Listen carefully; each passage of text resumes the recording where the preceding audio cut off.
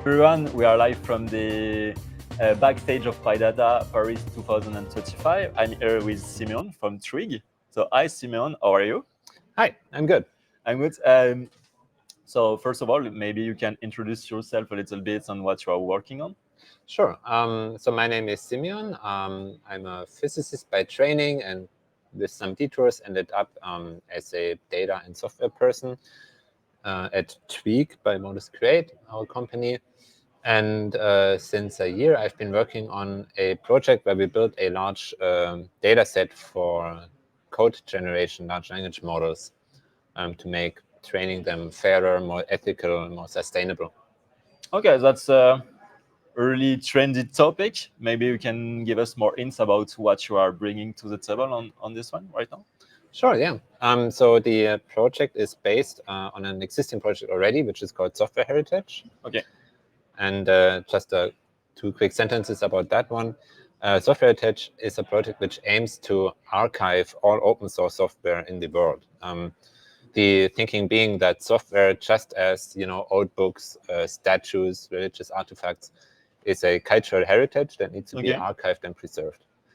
And are you preserving like every software version of every software, or are you just like is it like just snapshotting at one point in time? All versions, yeah. All versions. Okay, really nice. We regularly list GitHub repositories, other forges, PyPy, Debian packages, what have you. And once there's a new version, we ingest it, or Software Heritage ingests it, and we have a complete history of all the open source software out there.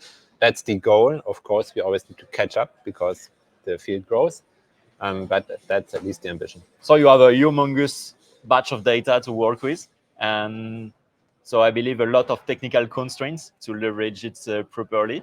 Maybe on a more personal level, what are you working on more specifically? Sure, yeah. So Software Heritage already exists since I probably have to lie, maybe 10 years or so. Okay. And the Code Commons project is a collaboration between our company, ANRIA, the French research institution, and the CEA, another French research lab. Yeah.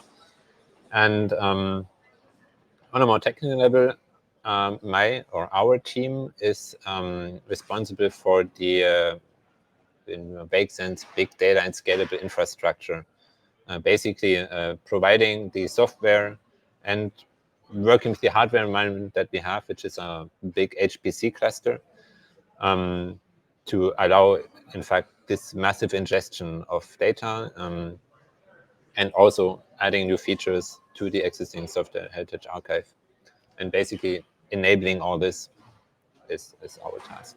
Okay. And out of curiosity, you just said you were a physicist. How did you end up moving to transfer into the big data science field? Sure. So I started out as a physicist, but then did a PhD in a topic at intersection of physics, statistics, computer science. So did a lot of programming in there as well. And at one point, I presented an article of mine, scientific article, in a podcast, and the author actually was working at the time for my company, for Trig. And I told him I'm looking for a job, and that's basically the end of the story. He passed on my CV, and I've been there since. Really nice. Pure coincidence. I heard you also a regular from PyData. You already gave a talk last year. Yeah. You're giving another one for this Paris edition tomorrow. Maybe you can give us some teaser about it. Yeah, so the talk tomorrow will be about Code Commons, the project I just mentioned. Okay. Where we really explain the basis of Software Heritage, what Code Commons adds, namely contextual metadata, right? Think of important information for code generation models not only as the source code files, but also, for example, the issues that are associated with it, the pull request descriptions, whether a CI run has been successful or not. All this is important if you want to filter down a data set to what you really need, right? And furthermore, we will run extensive code analysis, for example, determine the precise license of a code, determine which version of Python it was written for, etc. Okay. And a third component which Code Commons adds is attribution. So currently, code generation is the Wild West. All the scandals, models being trained on code irrespective of authors' rights. Yeah. While we want to enable a data set where ultimately models can be developed that basically tell the user, hey, I show you this snippet of code, right?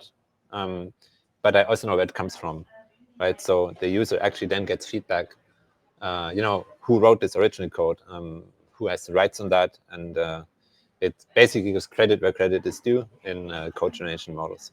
So really nice. Catch you tomorrow then for your code command code. Sure, looking forward to it. And that was Arthur for PyData Paris 2025.